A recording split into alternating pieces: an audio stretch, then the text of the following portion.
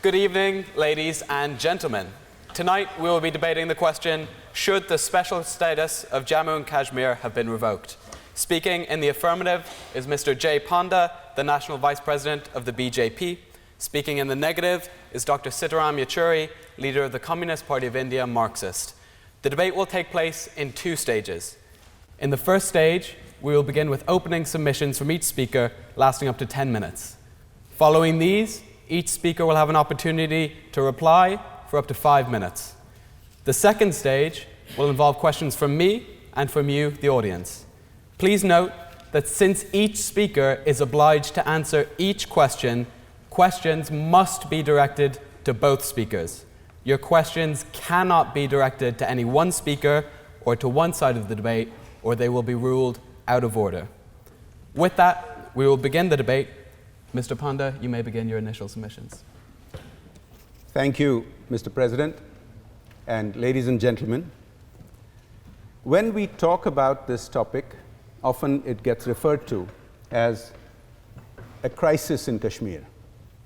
And I think right at the outset, it's important to point out that it's not as if a crisis suddenly happened in Kashmir 3 months ago with the constitutional amendment to Article 370 in India.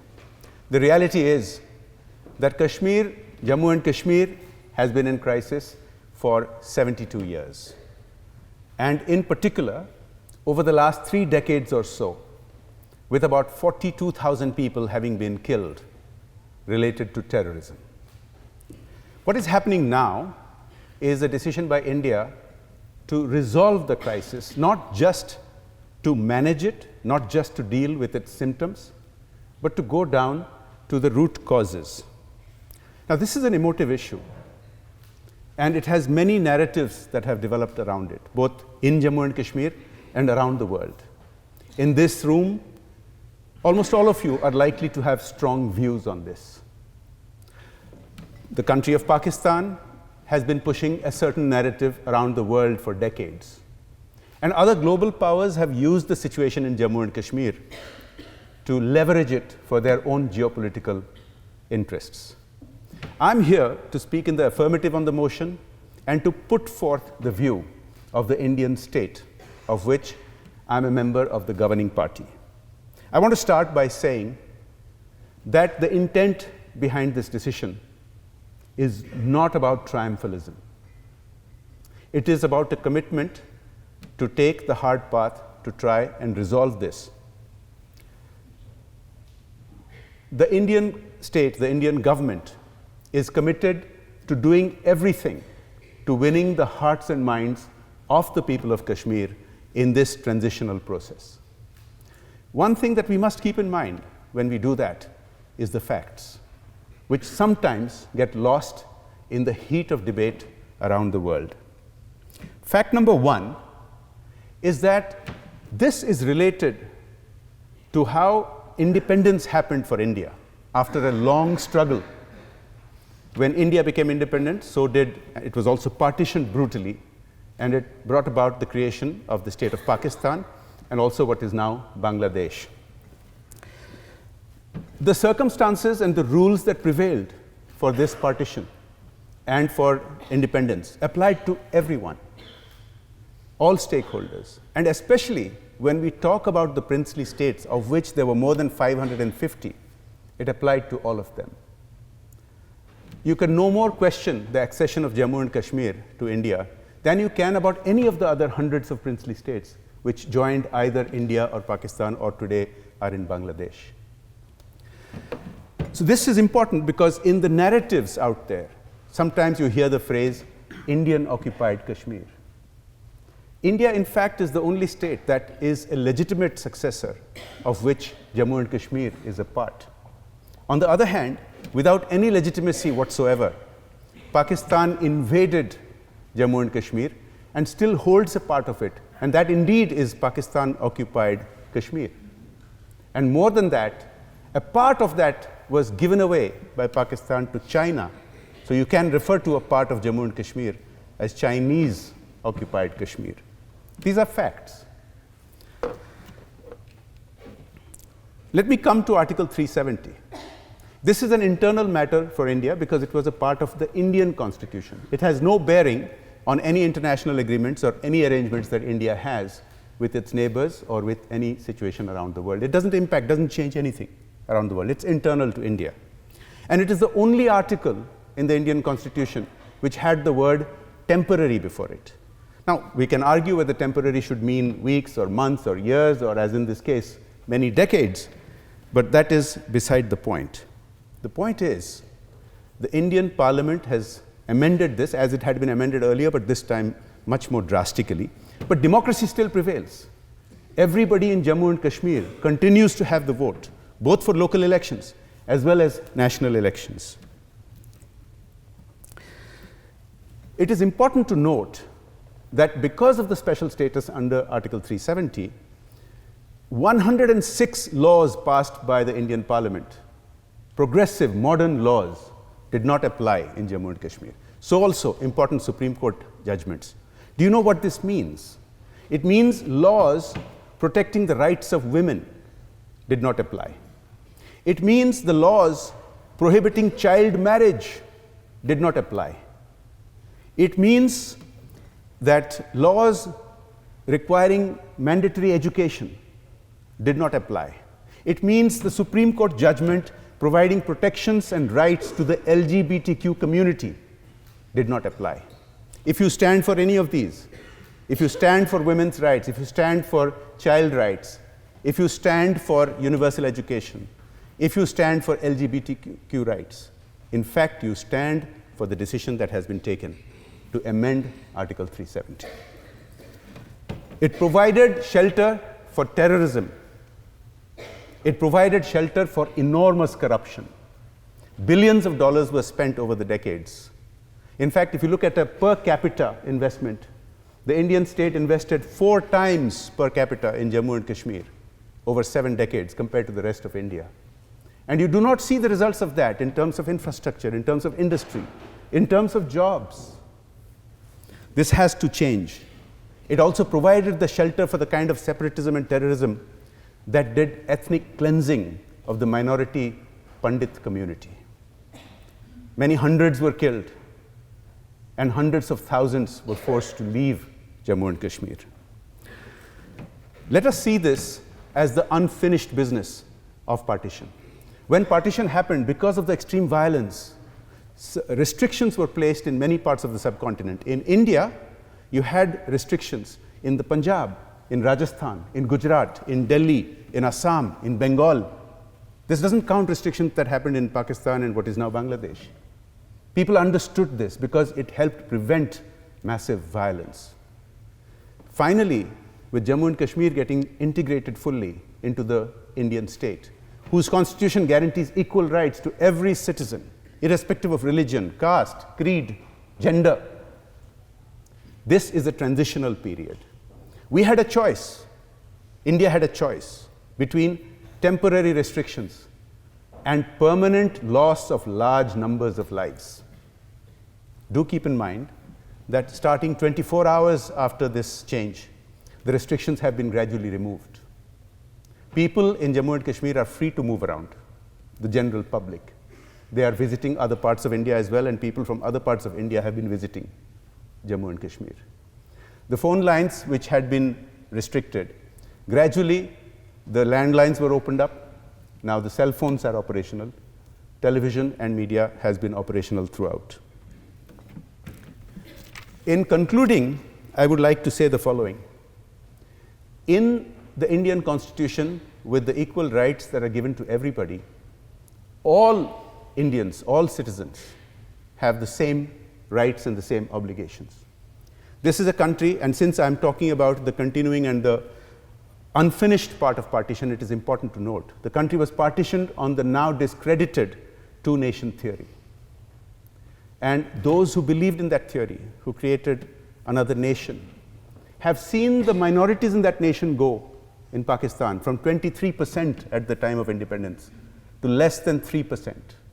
The minorities have been decimated, and that country has stopped counting its minorities in its census. In India, on the other hand, the Muslims who constituted 10% of the population at independence are today 14%. But it's not just about demographics or numbers. Minorities of all shades in India have flourished. They've been the President of India, to Prime Minister, to the head of the armed forces, to the Chief Justice of India, to superstars in the world of sports and movies and billionaires.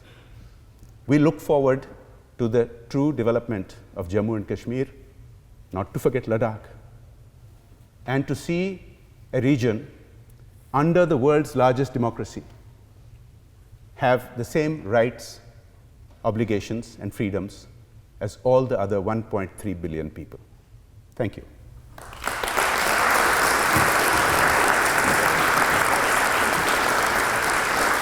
Thank you, Mr. Panda. Dr. Yechuri, you may begin your submissions. Thank you.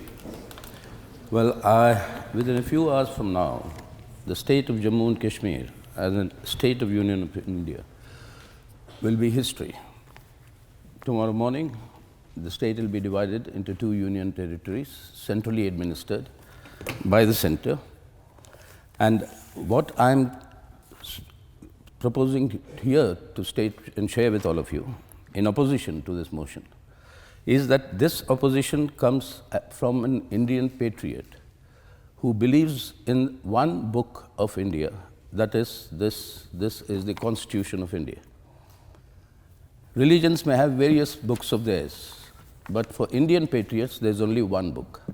And if this is violated, then as a patriot, I stand here to protect this. I have taken an oath on this twice to enter the parliament to be a lawmaker, to safeguard and protect and implement this constitution. Now that is being violated in Kashmir. And that is where my opposition comes from. So opposition here does not mean that we are anti-national. Opposition means that we are extremely patriotic. We want our nation to be a secular democratic republic.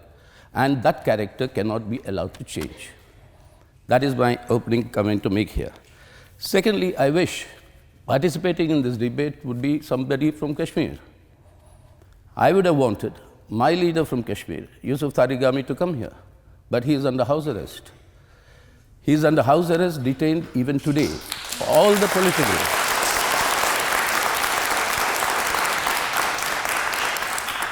political leaders who fought to be part of India, who have been integral to this constitution, who've taken the oath on this constitution and entered the Indian parliament, they are arrested. They cannot move today. And this is something that is a violation of democracy, and this is something that is not permissible. It's 3 months now, almost. There's no public transport there. The shops remain closed. The schools and colleges are open technically, no students or teachers. The hospitals, shortage of medicines. If this is human rights, then I'm sorry, this is not the sort of integration that this constitution promises. And that is a violation there. And this talk of terrorism, yes, cross-border terrorism has been there since independence. We've all been fighting it. And that is something that is non-negotiable, it's not acceptable, is the enemy of India, terrorism. That will be fought. But who are the people today incarcerated? Muhammad Yusuf Tarigami, my party leader. For 24 years, he's been elected from a district which has been designated by the government of India as the worst terrorist-prone district in India. He has fought the terrorists there, got the people's support, and got elected. He is under house arrest. 4 times there was a terrorist attacks on his life. He survived, but his family members lost their lives. His security lost their lives. And he's the one, by keeping him under house arrest, you're fighting terrorism. People who are fighting terrorism in Jammu and Kashmir are under arrest. And that gives a free hand for terrorism. And unfortunately, yesterday, you saw the terrorist attack condemned by all of us, where 5 people lost their lives, migrant workers. And this is something that cannot be allowed to continue. Thirdly, what I want to say here is that the special status for Kashmir is product of a historical circumstances. Now, those historical circumstances, when all the princely states were asked to join the Union of India or Pakistan, 3 of them chose not to, join either Hyderabad, Junagadh, and J&K. Negotiations were on with all three, and finally the product of this negotiation was Article 370. This Article 370 is something that emerged out of those negotiations. It was temporary. It was temporary because it had to be replaced by a permanent article that was to be endorsed by the Constituent Assembly of J&K. And that was unfortunately not allowed to happen all these years because nobody from the Indian ruling classes and establishment wanted the autonomy of Jammu and Kashmir to be independent of our constitution. So over the years, 370 has been eroded to the extent that 94 of the 97 central subjects for legislation today under the constitution are already applicable in J&K. And therefore, to say that this has been some sort of an independent enclave is absolutely incorrect. And the special status is not only for Jammu and Kashmir. There are 10 articles in Indian Constitution today. Article 371, Article 371A to I, all of them give special status to more than 12 states of India. So special status is not something very special only to J&K. And the question of land, people now can buy land in Jammu and Kashmir. Today you can't buy land in Uttarakhand, a BJP ruled state. You can't buy land in Himachal Pradesh, a BJP ruled state. Why? Because of special provisions for that state. You can't buy in the Northeast. Why? Because of special provisions. They contain, and that is what brought about India's unity among this diversity. And therefore, it is now today not acceptable to say that Jammu and Kashmir's total integration will solve the problem of either terrorism or will solve the problem of development. Already, J&K on every single human development index is higher than the Indian average. So to say J&K would be allowed to develop further, that's good, but it's not that because it was backward. It was already much more advanced than the rest of India. Then, the manner in which this was done. 3 years ago, I was a member of an Indian parliamentary delegation led by the then Union Home Minister to visit Kashmir in the wake of disturbances. We came back and promised to the people of India and Kashmir that we will immediately solve the problem by starting a political process of dialogue, a dialogue with all the stakeholders. For 3 years, nothing has been done. Then one fine morning, you just erase J&K from history. Now that is not acceptable. That is not part of India's democracy. So therefore, I am opposing this motion because Kashmir is an integral part of India. When Kashmir is an integral part, it's not only the physical assets of Kashmir an integral part. It is Kashmiri people who are integral part. If they cannot be emotionally integrated, then you cannot have Kashmir as an integral part of India. Today, instead of being integrated, they have been alienated further.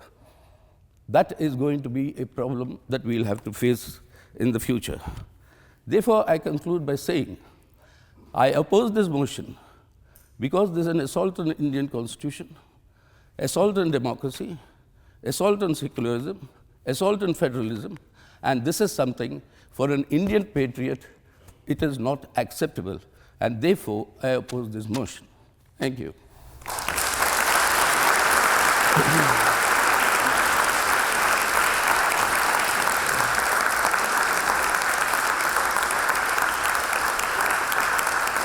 Thank you, Dr. Yachuri. Mr. Panda, you have 5 minutes for your response. Thank you. There were so many factual errors presented by my friend that I will have to rather speed up. Now, despite my very cordial relations with Sitaram Yechury, with whom I've had the pleasure of serving in Parliament, I'll have to point out these things. I'm glad that he swears by the Constitution, but many of his fellow travelers haven't always been so. The communists have been known to be opposed to the state of India. They opposed India when we were at war with China in the early 60s. People owing allegiance to the same school of thought, the Naxalites and the Maoists, have been involved in armed rebellion, killing many, many thousands around the country to try to overthrow the state of India. That the constitutional amendment has been done properly has been attested to by some of the brightest legal minds in the country. You can Google and look it up. This is being now adjudicated in the Supreme Court, and of course we will all await the judgment, but I'm telling you what is already out there. When he says that 3 states chose not to sign the instrument of accession, there was no such option. In the same rules that applied to everybody, they had no option. It was many more than 3. He's forgetting the state of Mayurbhanj in my state of Odisha, which refused to sign for several months. But ultimately, the choice which was laid down in those rules and those circumstances, you had to go with one or the other. And it's not true that 12 other states have special status similar to what Jammu and Kashmir had. No other state had a separate constitution. No other state had a separate flag. It is not true that you can't buy land in other states. You have restrictions. He referred to Himachal Pradesh. In many other states, you have residency qualifications. You have to spend time in that state to demonstrate your commitment to that area. In Jammu and Kashmir, if you are a woman of local origin, Kashmiri woman, you lost your rights to inherit and to buy land if you married somebody outside. Do we want to support that kind of a regime here? My friend Mr. Yechuri talks about Jammu and Kashmir being higher on social indices than the rest of the country. It's just wrong. Let me point out. On education, Jammu and Kashmir was nearly 15% behind the Indian average and 45% behind the best Indian states in terms of literacy. Now, on some measures, Jammu and Kashmir came up to the average of the Indian socio-economic indicators. But you know why? Not because there is a bustling economy that makes it possible, but because of handouts from Delhi. That has to change.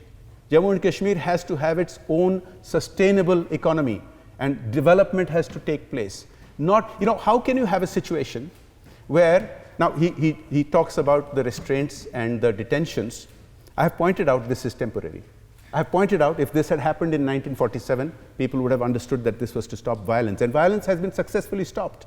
The handful of people who have been killed in the last 3 months have been killed by terrorists, have been killed by people owing allegiance to UN-recognized terrorist organizations operating from Pakistan, such as Lashkar-e-Taiba and Jaish-e-Mohammed, not by the Indian forces.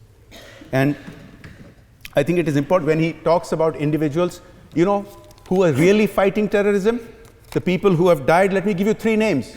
Muhammad Ayub Pandit, police officer, shot by terrorists outside a mosque. Rifleman Aurangzeb, abducted while on holiday, killed by terrorists. Shujat Bukhari, distinguished journalist, killed by terrorists. So this is not a matter to be made light of. These are only 3 of the 42,000 that have been sacrificed in this manner. Let me give you the name of Radhika Gill, a former untouchable, a Dalit community young lady, 3 generations having lived in Jammu and Kashmir. Because of Article 370, the only job she would be allowed to have in Jammu and Kashmir is as a janitor. She gave up her studies because she didn't see any future in it. That will change today with the amendment to Article 370.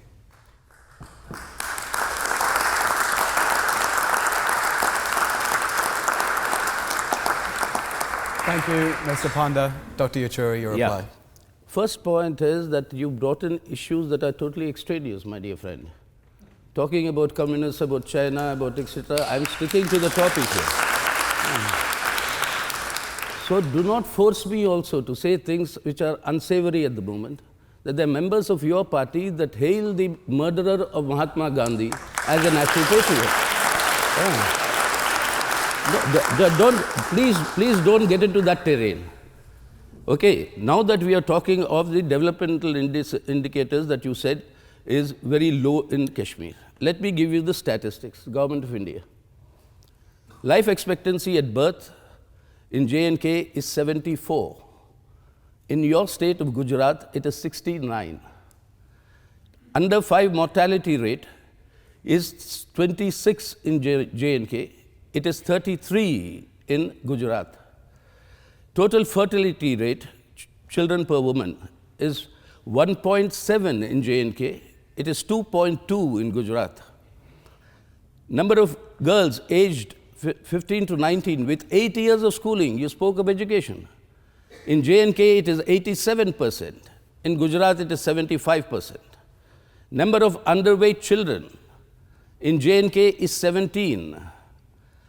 In Gujarat, it's 39. Adult women with low BMI, body mass index, is 12 in J&K, it is 27 in Gujarat. Number of children fully immunized is 75 in J&K, it is 50 in Gujarat. Percentage of rural population below poverty line, 2011-12 figures, that is the latest available. J&K was 12, Gujarat was 22. Wages of male rural workers, J&K is 209 rupees per day in 2011-12, in Gujarat is 116. So tell me, who is more progress and who is less? So let us not fabricate facts. We are arguing on the basis, and both of us have argued a number of times earlier, when you were a member of the Indian Parliament, when you were, of course, elected then from the Biju Janata Dal, but now you're with the BJP. But all that apart, but the fact that you are talking about the number of deaths from terrorists, I can reel out in Jammu and Kashmir, 108 members of the CPIM have died by attacks by terrorists. That list is all there. All that I'm asking this government is, people who have stood by India, stood by this constitution, taken oath on this constitution, they are under arrest today. And those who have not done that job, who have been arguing for an independent Kashmir or the other way around, they are free, and thousands of innocent people are today in jails. Now, what are we talking about democracy and human rights? For 90 days, if you don't have internet connection, in Oxford, in this hall, you tell me, if you don't have your web connection for 90 minutes, not 90 days, will all of us survive? Or any one of us survive? Imagine 90 days of no web connection, no contact with the outside world. You don't know what is happening. A son studying in a distant place doesn't know if the grandfather has died or not. When he finally knows, he knows that he's already been buried. The job has been over. Is that human rights? Is that integrating for future development? Now the question is, if you're talking of democracy, if you're talking of secularism, if you're talking of federalism, the rights of the states, these are issues that are enshrined in our constitution that are inviolable. But they are being violated today. That is my response. And finally, I would only like to say, with your permission, Mr. Moderator, for a minute, that what is happening in Kashmir is not confined only to Kashmir, it's part of a larger project. You have what's happening with the National Citizen Register in Assam. You have the threats to conduct it all over the country. You have a citizenship amendment bill that is going to give citizenship to everybody but the Muslims, which is a complete violation of this holy book, holy in the sense of the constitutional holy book. Now, this whole package is something that is not acceptable to anybody who has taken an oath on this constitution and swears by this constitution. And that is an Indian patriot speaking for India, not against India. Thank you.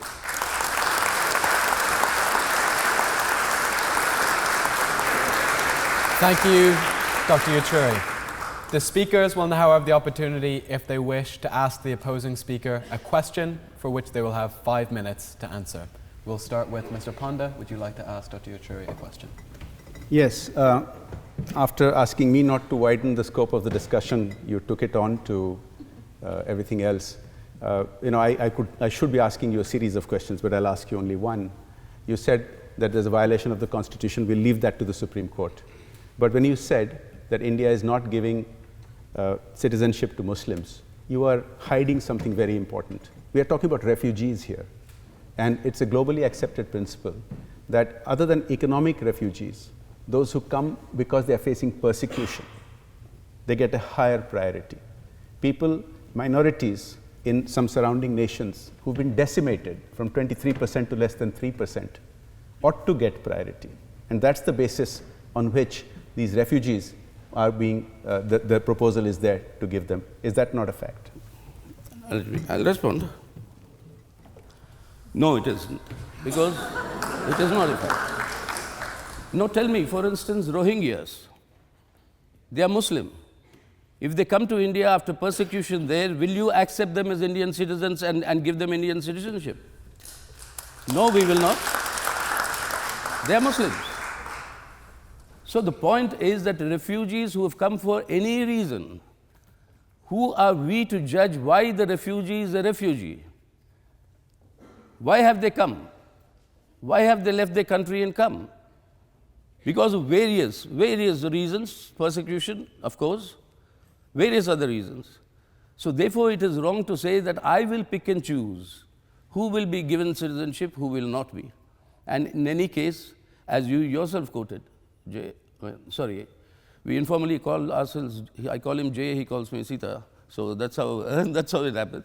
So, I mean, you yourself quoted this constitution, saying it guarantees equality, citizenship, fundamental rights, quote, irrespective of caste, creed, or sex, a language of the 1950s, but it's caste, creed, or gender today. But the original sentence is that. If that is the case, how can you discriminate granting citizenship on the basis of religion of the concerned person? That is something that is violative of this constitution, I believe, and that is something it is not going to be acceptable to me, at least as an Indian patriot. Thank you.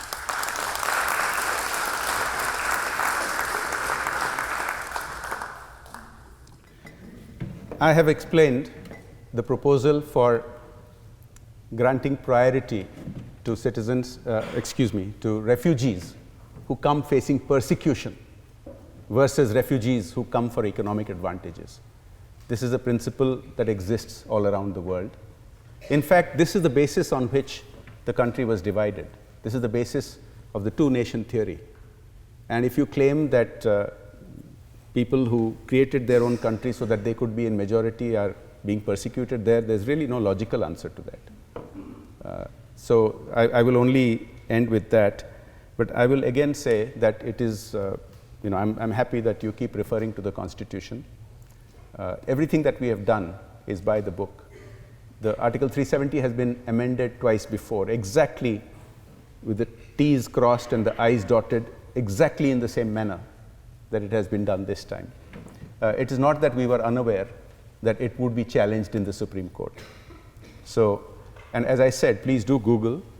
Some of the most well-known legal minds in the country are saying diametrically opposite things to what Sita was saying about whether this is constitutional or not.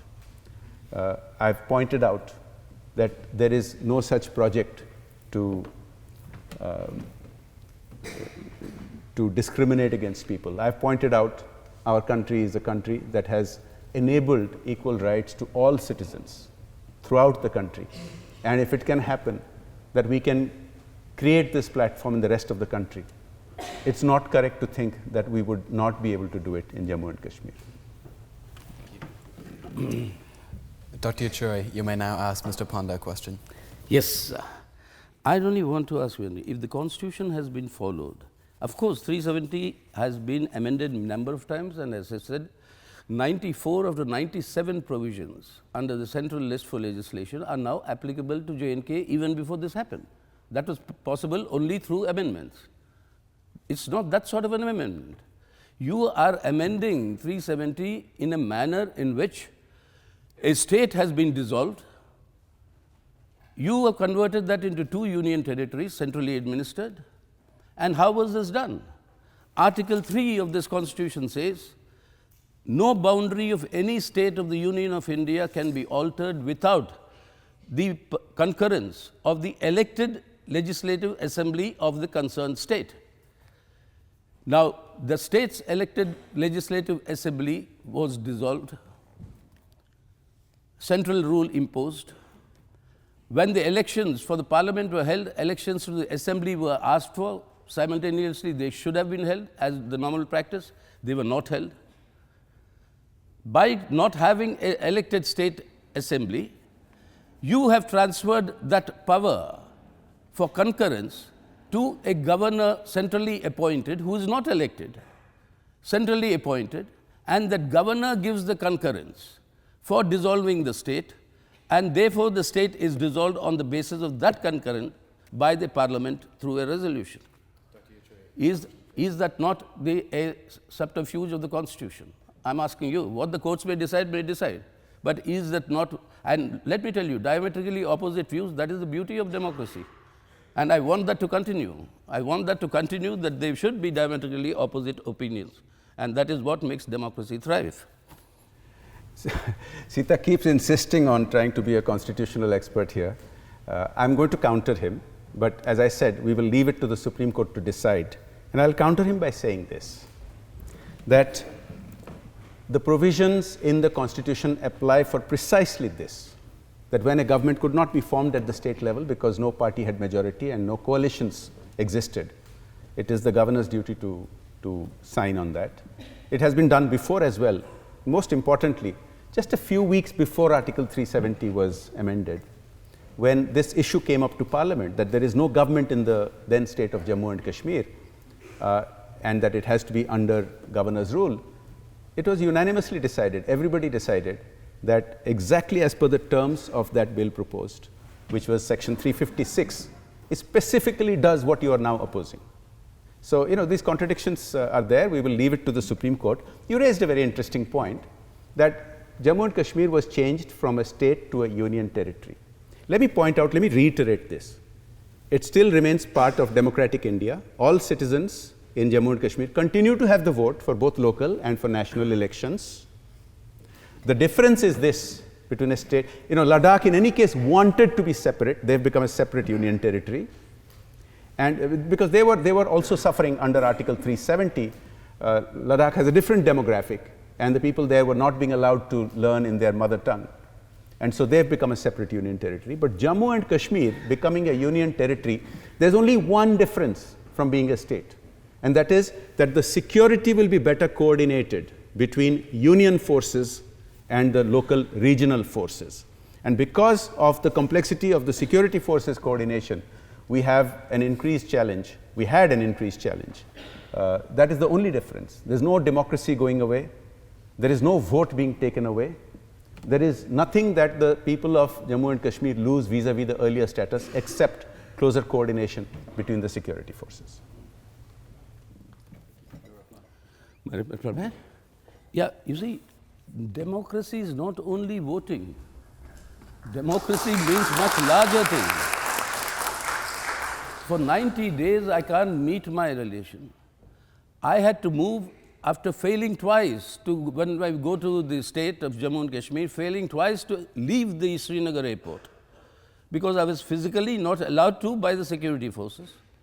There is now a stage-managed set of European MPs that have been allowed to go on a touristic visit to J&K, only to say that everything is all good and fine. But Indian MPs are not allowed. We are not allowed. Now, is that democracy?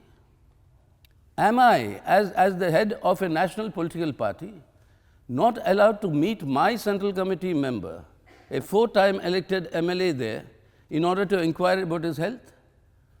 Then I had to move a habeas corpus petition, which the Honorable Court decided. Habeas corpus means in Latin, bring the body. Instead, the Honorable Court decided that the petitioner will go and examine the body. And I was sent to examine the body and file an affidavit on the basis of which he was allowed to leave Srinagar to come for his medical checkup. Went back in house arrest. Now, is that democracy? 90 days, no public transport, no communications. Is that democracy? That is my question. Democracy is not only that you have right to vote. Democracy is the right to live. The right to live a dignified life, a right to life and liberty. That is all democracy is about, and that is what is being violated.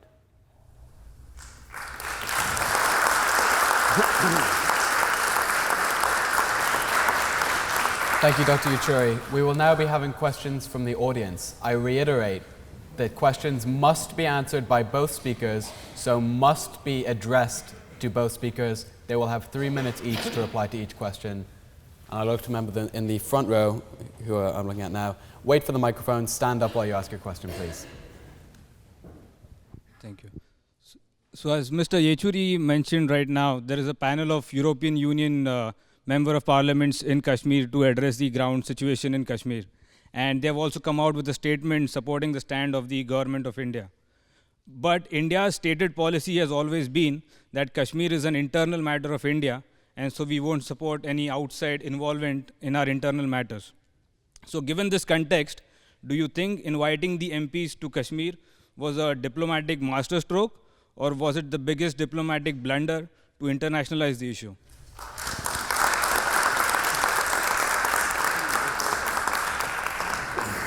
3 minutes, right? I want to preface my answer by saying something.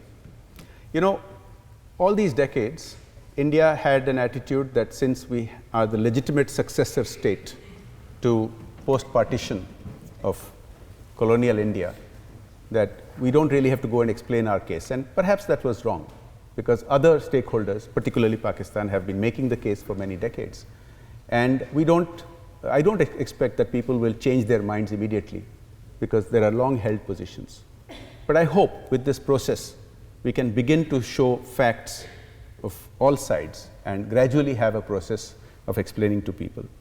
Now, India, I think, made a mistake by taking the matter to the UN at that point, and that internationalized the matter in 1948. Now, having outsiders come and visit is not internationalizing it. It's when you allow them authority, you ask them to mediate, or you ask them to take a call on how you should resolve your issues. That is internationalizing. Because there are a lot of fake narratives out there. One thing that was being said is that the shops are closed. Indeed, the terrorists have been threatening shopkeepers and have killed a handful of shopkeepers and traders for daring to open their shops. They are bustling at night, and now they have begun opening in the daytime. It is important for people to come and see that this narrative that everything is closed, that medicines are not available, that this fake narrative is exposed. Yes, initially the phone lines were closed. As I said, the landlines have been back on for a month. The cell phones have been back on for 2 weeks.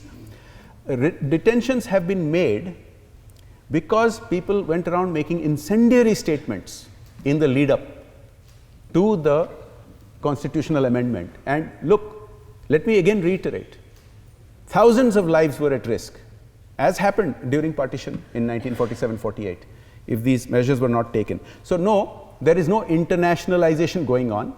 Indian MPs, in fact, are free to visit. Let me give you a distinction here. And this is the disingenuity with which some of these arguments are being made. The governor of Jammu and Kashmir, in fact, asked Indian opposition leaders to visit, but some of them wanted to go and have public events. And that is a risk during this transition period that should not be allowed, because it could lead to security issues. I can assure you this is a temporary period, and look at the restrictions that have been gradually eased over the last 3 months, and look forward, and you can see that this is not going to be a permanent thing.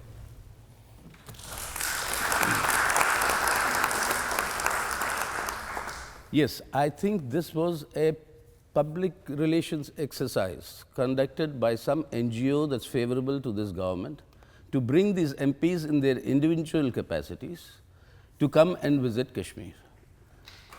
European Union has made it very clear that these are not an official delegation.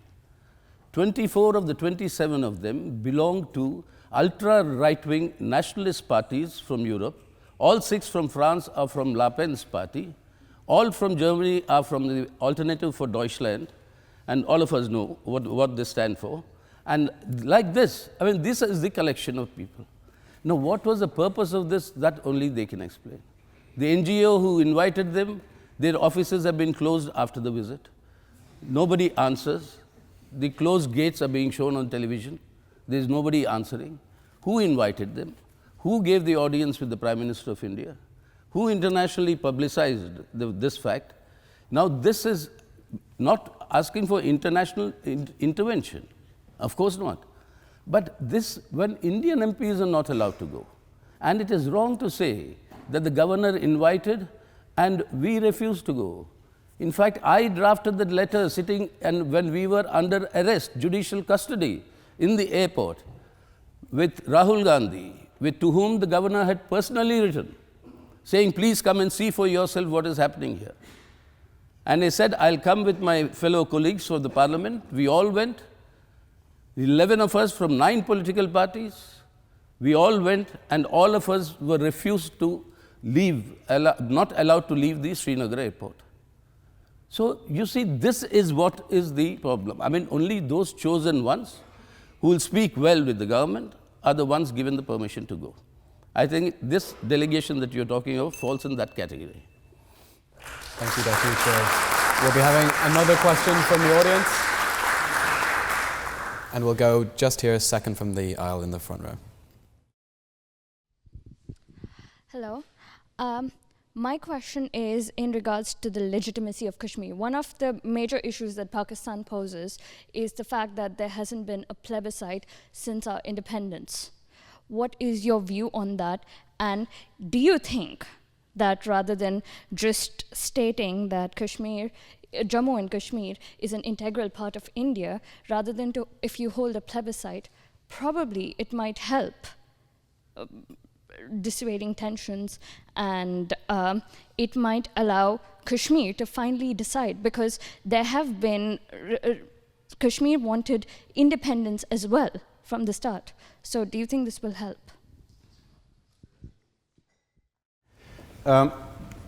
Those who talk about the plebiscite mentioned in the UN resolution forget that the prerequisite is Pakistan must first move out of all of Kashmir. Pakistan must take back the portion of Jammu and Kashmir which it gave to China and give full control to the Indian authorities, and then the plebiscite should happen. This is factual. Now, a plebiscite is like a referendum, and you know, our constitutional system neither in 1947 nor now provides for a referendum. In our case, Parliament is the voice of the people which will decide. Now, I don't know how referendums are going in this country. But I just wanted to say that the option was not there for any of the 550 odd states to choose a third option. They had to choose India or Pakistan. I gave you the example of Mayurbhanj in my state, which hung on for 3 months. There were many others, but that option was not there. And it was not a whimsical decision. It came after a long freedom struggle involving the people of the entire subcontinent. And so it is the legitimate thing to say that India has the only legitimacy to have Jammu and Kashmir included in it. Yeah.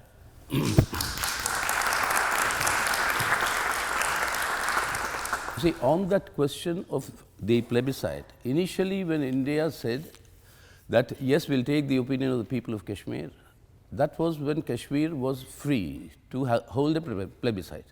Now, if an occupied part of Kashmir by Pakistan, a plebiscite is not possible. And that is something that it cannot happen under these present conditions. That has been India's stated position, whatever party you may belong to. And that is the correct position. And that is why, you see, again, the point is that it is not correct to say none of these princely states had no option. The Mountbatten Accord, according to which the partition took place, gave the option to every princely state to choose between India and Pakistan. And when the choice came, there were 3 states that said we chose to be independent. Mayurbhanj did not say that. Mayurbhanj was taking time, but the states of Hyderabad, Junagadh and Jammu and Kashmir, all 3 said we don't want to join either, we want to be independent, give us time. That is why when the 15th of August 1947, none of these states were part of India. They came into part of India when after the Indian army had to go under special circumstances into J&K, when Maharaja then had asked for the army to protect J&K from the invaders, Pakistani invaders. That is when they went, but army went into Hyderabad, which is called the police action. The army went to Junagadh, and it is... Excuse me, sir. No interruptions. No interruptions. Excuse me, sir. Please stop speaking. Excuse me, sir.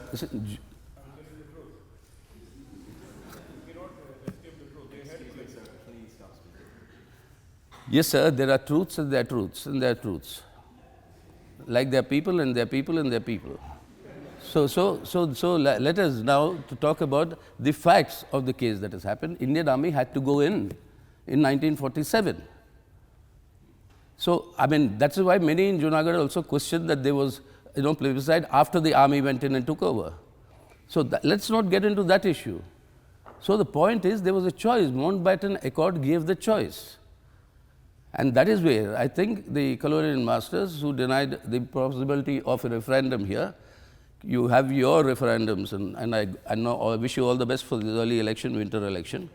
I believe only in 1923, Britain went to elections in December, and then you're almost a century later going to do that. We wish you all the best. But let democracy in India prevail according to what is there in this constitution. Thank you. Dr. Chair. We'll have time for one more question before we conclude the debate, and I look to the member in the third row. Hi. Thank you both for the debate so far. My question is more forward-looking. Now that we have the situation on our hands, what, according to each of you, should be the next and most sensible step for Kashmir? A little louder, please. I can't hear. What, according to you, now that this situation has already happened, would be the best way forward for Kashmir and the government of India to handle? I'll just take a moment to rebut a factual wrong there. On 15th of August, Mayurbhanj had not signed the instrument of accession. There was no choice except to join either India or Pakistan. That's the point I was making. And I think on that we agree. But there were more than 3 states. The way forward is really what we should focus on. Let me repeat this with utmost humility. There is no intention in the BJP or in the government of India and in the broader policy-making circles of India to treat this as some kind of a triumph. We do not have a triumphalist attitude.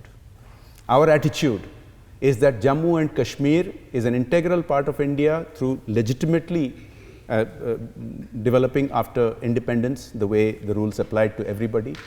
And we treat every citizen of India in Jammu and Kashmir as ours. They will have the same rights, same protections as everywhere else in the country. I have talked about how people in India over the past 72 years have come a very long way. And in Jammu and Kashmir, there will be a concerted effort to make investments that go to the ground. We had a very good development just a few days ago. We had block development council elections for the first time since 1947. This happens everywhere in the rest of the country. These are indirect elections. We had panchayat elections at the village level a year ago, and these electors who got elected with a legitimate turnout of 74% at that time, 25,000 of these electors participated in electing block development councils just now. What does this mean? This means fiscal devolution down to the block level. A block is a part of a district. Now, the kind of corruption that existed at the state level. Now, if you there's plenty of media coverage of Jammu and Kashmir. You'll see that the people of Jammu and Kashmir have a lot of anger against local politicians, irrespective of the fact that many of them are detained because of the incendiary speeches some of them were making. Anybody who owes allegiance to the state of India, to the Constitution of India, will have full freedoms to participate in the political process. But a whole new generation of politicians are coming up, being elected at the state level. There will be investments to bring about educational institutes, to bring about industry, to bring about hotels. There is a terrible dearth of infrastructure to take advantage of the tourism opportunities that Jammu and Kashmir provides. And don't buy into this lockdown narrative. Please see for yourself, at least those of you who are Indian citizens, go and visit Jammu and Kashmir. There is no restrictions. Dr. Yechuri, your response to conclude the debate. Yeah, final comments. Thank you. I'll come first. I'll answer the question, and then I'll come to some of the points which are very tempting to not to leave unanswered. Well, the question is, what is the way forward? Since I was the first Indian political person who could breach the Iron Curtain in Srinagar and enter, I had a chance to talk to some people, though I was under police custody.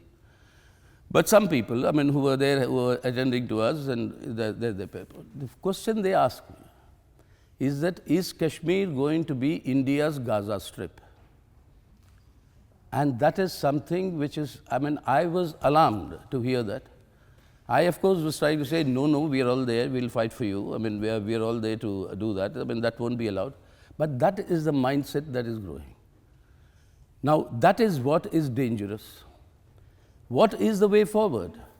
Way forward is what this BJP government itself promised to the people of Jammu and Kashmir and the people of India after the parliamentary delegation visited, of which I was a member, that we will immediately start the political process of a dialogue with all stakeholders about the future of J&K.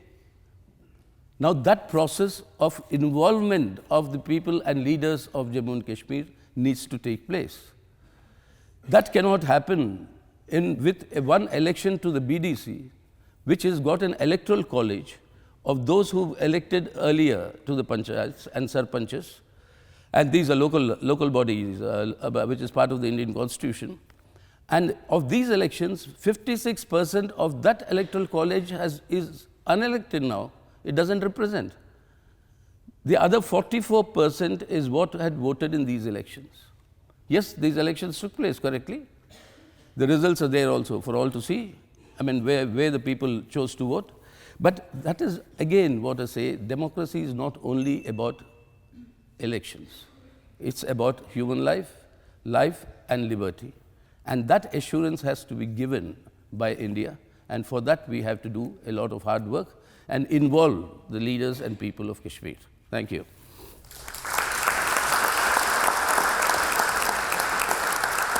Thank you, Dr. Yechuri. That concludes the debate. Thank you all for joining us this evening, and please join me in thanking both participants.